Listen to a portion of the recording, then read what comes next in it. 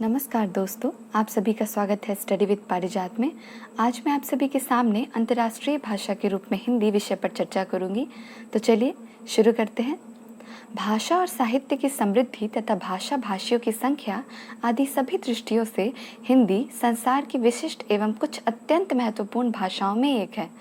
हिंदी संवैधानिक रूप से भारत की राजभाषा और भारत में सबसे अधिक बोली और समझी जाने वाली भाषा है। चीनी के बाद यह विश्व में सबसे अधिक बोली जाने वाली भाषा है, किंतु एथनोलॉग के अनुसार हिंदी विश्व की तीसरी सबसे अधिक बोली जाने वाली भाषा है। हिंदी और इसकी बोलियां संपूर्ण भारत के विविध राज्यों में बोली जाती हैं। इसके अलावा अन्य देश जैसे Fiji, Mauritius, Guyana, Suriname, Nepal, Pakistan, दक्षिण अफ्रीका और संयुक्त अरब अमीरात में भी हिंदी ही सर्वाधिक प्रयोग में लाई जाने वाली भाषा है। न्यूजीलैंड में हिंदी चौथी सर्वाधिक बोली जाने वाली भाषा है।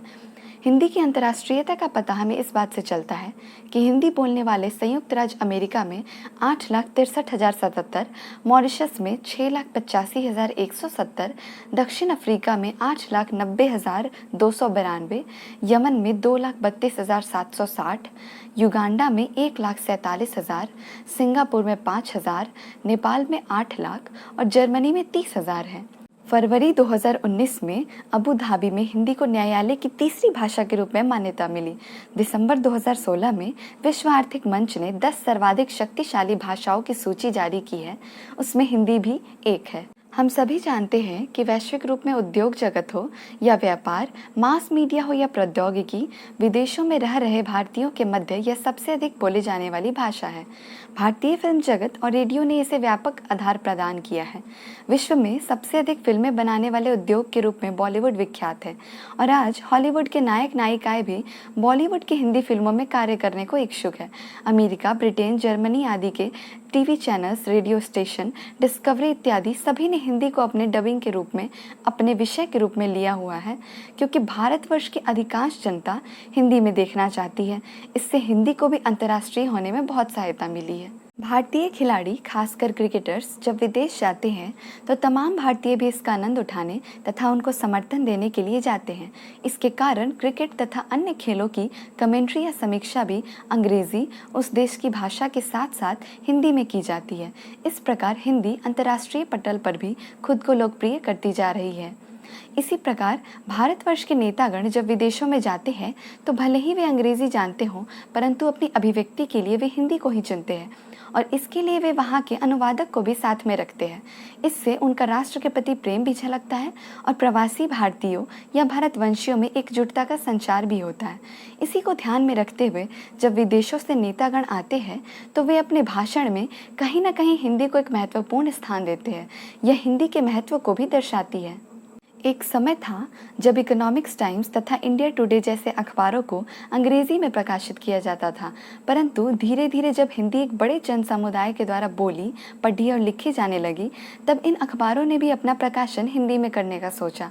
उसी प्रकार विमान में मिलने वाली पत्रिकाएं भी हिंदी में प्रकाशित की जाने लगी, क्योंकि आज विमानों में सफ़र करने वालों में भी भारतवंशियों की अधिकता होने लगी है। इसी प्रकार हिंदी ने अंतर्राष्ट्रीय पटल पर अपनी एक विशेष पहचान बनाई है, जिसके कुछ उदाहरण निम्नलिखित हैं। हिंदी की लोकप्रियता का सबल पक्ष प्रस्तुत करते हैं मॉरिशस, फिजी और सूरीनाम जैसे देश। फिजी के संविधान में संसद में हिंदी के प्रयोग का प्रावधान भी किया गया है और मॉरिशस के लोग तो हिंदी को अपने जीवन का अभिन्न अंग मानते हैं। ऑस्ट्रेलिया की राजधानी कैनबरा के राष्ट्रीय विश्वविद्यालय में प्रोफेसर बॉर्ज जैसे विद्वान हिंदी के अध्ययन अध्यापन में लगे हैं और उनकी साधना हिंदी को एक नया स्वरूप प्रदान कर रही है। चीन के विश्वविद्यालयों तथा प्रसिद्ध शिक्षण संस्थानों में हिंदी अध्ययन अध्यापन वर्षों से हो रहा है। यार्क और लंदन विश्वविद्यालयों में अनेक लोग हिंदी भाषा और साहित्य का मनोयोग पूर्वक अध्ययन कर रहे हैं। हिंदी में गहनतम विषयों, उसके भाषाई और साहित्यिक पक्ष पर कैम्ब्रिज विश्वविद्यालय में शोध कार्य अबाध गति से चल रहा है। फ्रांस में हिंदी के अध्यापन की समुचित व्यवस्था है और पश्चिमी जर्मनी तथा पूर्वी जर्मनी दोनों में सुयोग्य प्राध्यापकों के सानिध्य में अनेक लोग हिंदी के विविध पक्षों से सुपरिचित होते जा रहे हैं। बीबीसी की हिंदी सेवा के बारे में सब जानते हैं। उनके हिंदी कार्यक्रम वर्षों से लगातार चलते आ रहे हैं और संसार के अनेक देशों में हिंदी प्रेमी लोग इस कार्यक्रम को ध्यानपूर्वक सुनते हैं। जापान के प्रोफेसर केदोई, प्रोफेसर मिज़ोकामी, प्रोफेसर कोगा और प्रोफेसर सुजुकी जैसे लोग हिंदी में अध्यवसाय के बल पर जापान और भारत के बीच सांस्कृतिक धरातल पर एक सेतु निर्माण का कार्य कर रहे हैं।